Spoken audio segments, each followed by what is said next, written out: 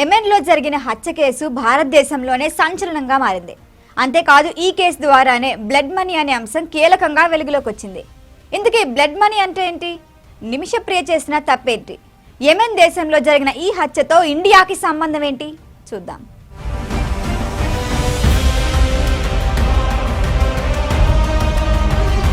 కేరళలోని కొచ్చికి చెందిన మహిళ నిమిషప్రియ. ఆమె ఓ నర్సు. నిమిష తల్లి పని మనిషి. అమ్మని ఆర్థికంగా ఆదుకోవాలని నిమిషప్రియ నిర్ణయించుకుంది. యెమెన్లో నర్సుగా చేస్తే డబ్బులు ఎక్కువ వస్తాయని తెలుసుకొని 2008లో యెమెన్కు వెళ్ళింది. అప్పటికి ఆమె వయసు 19 ఏళ్లు కూడా లేవు. అలా 3 ఏళ్ల పాటు యెమెన్లో పనిచేసిన నిమిషప్రియ డబ్బులు సంపాదించి తిరిగి కేరళకు వచ్చేసింది. ఆ తర్వాత ఒక ఆటో డ్రైవర్ని పెళ్లాడింది. పెళ్లి తర్వాత భర్తని కూడా యెమెన్ తీసుకువెళ్ళింది. ఈమె నర్సుగా, అతడు ఎలక్ట్రీషియన్గా స్థిరపడ్డారు. 2012లో వీళ్ళకి ఒక పాప జన్మించింది. పాపను పెంచడం కష్టంగా ఉంటోందని కూతుర్ని తీసుకొని తండ్రి కేరళ వచ్చేశాడు. నిమిష మాత్రం యెమెన్లోనే ఉండిపోయింది. మరింత డబ్బు సంపాదించాలనే ఉద్దేశంతో సొంతంగా క్లినిక్ ప్రారంభించాలనుకుంది. అలా వ్యాపారం చేయాలనుకుంటే రూల్స్ ప్రకారం స్థానికులు వ్యాపార భాగస్వాములుగా ఉండాలి. అందుకే యెమెన్కు చెందిన తలాల్ అబ్దుల్ మహదీ అనే వ్యక్తితో కలిసి యెమెన్లో సొంతంగానే క్లినిక్ ప్రారంభించింది. ఆ తర్వాత కొన్ని రోజులకి కూతురు బాప్టిజం కోసం ఇండియాకు వచ్చింది. అప్పుడు ఆమెతో పాటు మహదీ కూడా వచ్చారు. ఆ టైంలో నిమిష ఇంట్లో ఉన్న పెళ్లి ఫోటోలు కొన్ని ఆయన దొంగిలిచ్చారు. ఆ తర్వాత కొన్నాళ్లకు యెమెన్లో అంతర్యుద్ధం మొదలైంది. భారత్లో రాకపోకలు బంద్ అయ్యాయి. యెమెన్లో చేసిన అప్పుల కారణంగా నిమిష ఇండియాకి రాలేకపోయారు. దీన్ని మహదీ తనకి అనుకూలంగా మార్చుకున్నారట. నిమిష ఇంటి నుంచి దొంగలించిన పెళ్లి ఫోటోల్ని మార్ఫింగ్ చేసి తనతో నిమిషకు పెళ్లైనట్లు ఆధారాలు సృష్టించారు.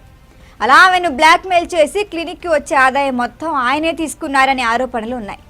నిజానికి మహదీకి కూడా పెళ్ళైంది. ఆయనకు కూడా భార్య పిల్లలు ఉన్నారు. ఇప్పుడు అసలు కేసు విషయానికి వద్దాం.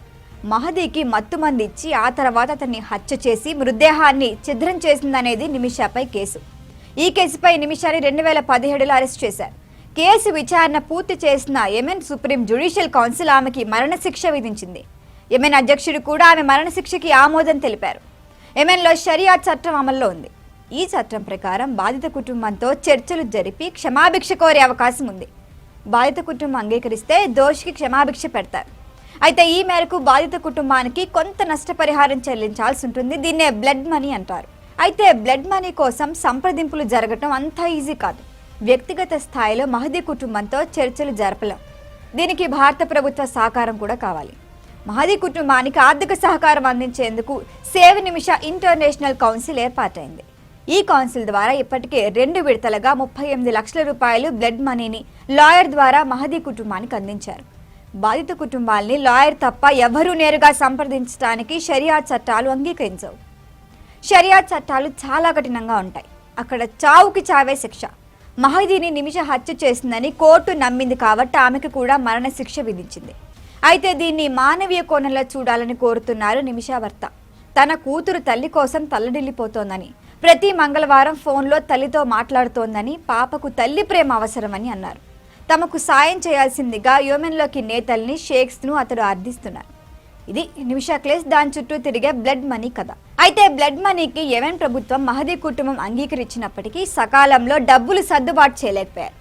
1-2 లక్షలు కాదు, అలాని ₹1 కోటి కూడా కాదు. బ్లడ్ మనీ కింద మహదీ కుటుంబానికి ఏకంగా $8.2 కోట్ల ఇవ్వాల్సి ఉంది. $40,000 ప్రాథమిక చెల్లింపుతో మొదలైన బ్లడ్ మనీ ప్రాసెస్ ఆ తర్వాత ఆగిపోయింది. నిమిషప్రియ కుటుంబంతో పాటు సేవ్ నిమిష ఇంటర్నేషనల్ కౌన్సిల్ కూడా డబ్బును సర్దుబాటు చేయలేకపోయింది. దీంతో ఈ నెల 16న నిమిషకి ఉరిశిక్ష అమలు చేయాలని యెమెన్ ప్రభుత్వం నిర్ణయించింది. భారత ప్రభుత్వ జోక్యంతో చివరి నిమిషంలో నిమిష ప్రాణాలు నిలబెడతాయని బాధిత కుటుంబం ఆశగా ఎదురు చూస్తోంది.